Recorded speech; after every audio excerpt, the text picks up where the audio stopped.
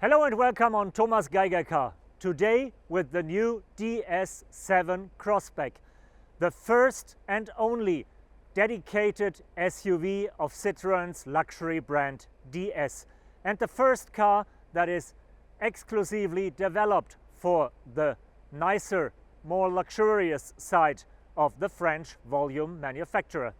You might say, oh God, how boring. Another compact SUV of a little more than 4.50 meters. Yes, we have many of them at the moment, but DS claims they found a different twist.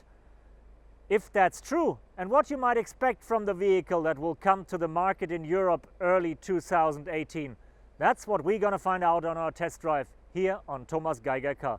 So please join me for a ride and I'll tell you more about it.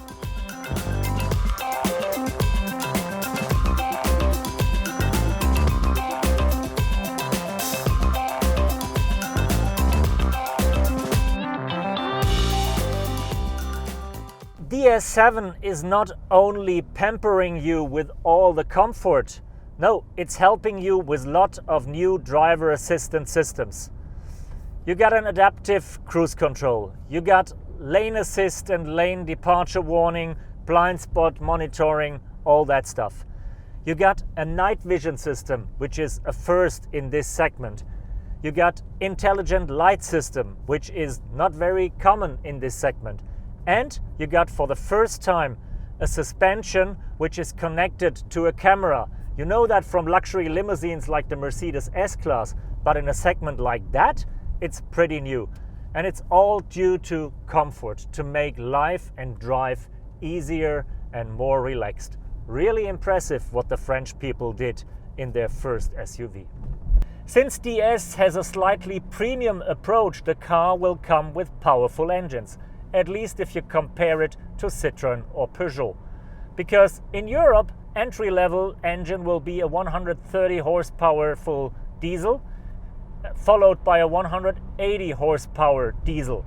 And on the petrol side, for the global markets, we have 4 cylinders with 180 and 225 horsepower. Enough to have a lot of fun in a compact SUV. The only thing that's missing is the all-wheel drive, because DS7 might look like an SUV, but it's a regular front-wheel driven car, at least for the moment. Because the most interesting powertrain will come in the near future, and it will be a 4x4, and it will be driving electrically, at least for the first 50 kilometers. Because in about 18 months, DS will bring its first plug-in hybrid, combining a about 200 horsepower 4-cylinder petrol engine with 2 electrical engines, 1 at each axle. Together that will make a system output of 300 horsepower and will make the DS7 not only a real off-road going car, it will make it also a very sporty SUV.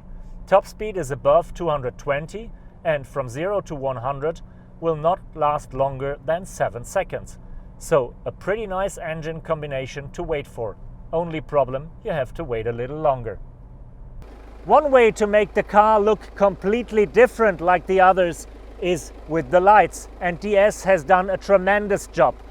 The rear lights look like gemstones with almost an hypnotic appearance, and the front lights with these 3 turning tiles, turning light bulbs with the gemstone-like graphic on the floor. That's really amazing, and especially when you start up the car in dark, it's got a scenery, you can look at it, it's like the twinkle in the eyes of a beautiful lady and you immediately fall in love with the car. Well done, typically French.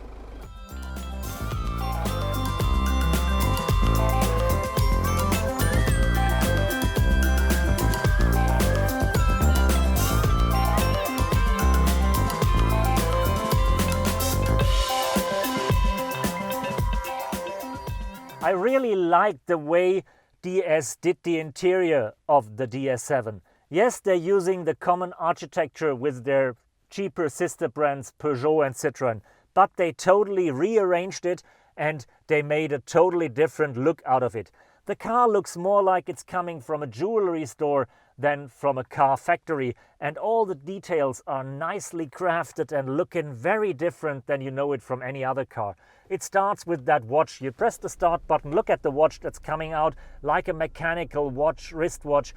You have the seat cushions formed like the wristband of an expensive watch.